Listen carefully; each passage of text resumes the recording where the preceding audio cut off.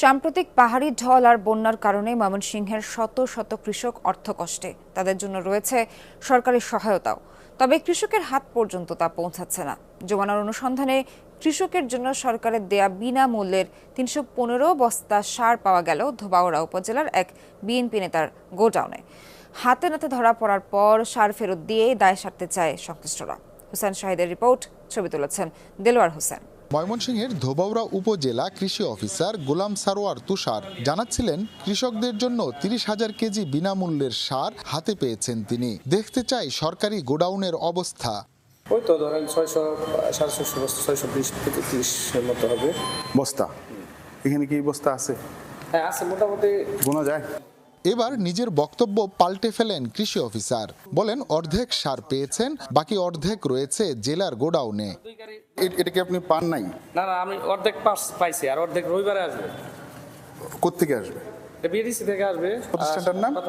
হ্যাঁ, না কথা তো বলবোই, আপনার কাছে তো এই মালগুলো আসছে। এবার নিজের অফিসে নিয়ে যান কর্মকর্তা। বাকি অর্ধেক সার দ্রুত পৌঁছে দিতে ফোনে কাউকে অনুরোধ করেন তিনি। আমার যে 2টা গাড়ি, এই 2টা গাড়ির একটা গাড়ি আপনাকে দেওয়া হয়েছে, আপনার মাল ডিও ছিল যেটা নাকি? জানতে চাই কার সাথে কথা হলো।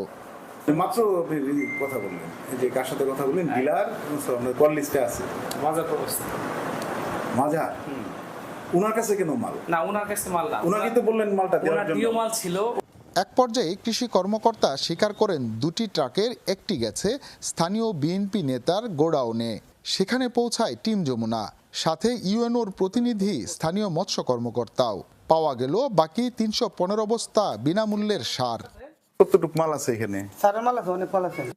এবার দৃশ্যপটে হাজির গোডাউন মালিক, থানা বিএনপির সাবেক কোষাধ্যক্ষ মাজহারুল আহসান। জানালেন তিনি নিজেই একজন ডিলার। এটা কি নিয়মের মধ্যে পড়ে? না, এটা কোনো নিয়ম তো নাই। ৩১৫ বস্তা সার এখানে পেয়েছেন আপনি।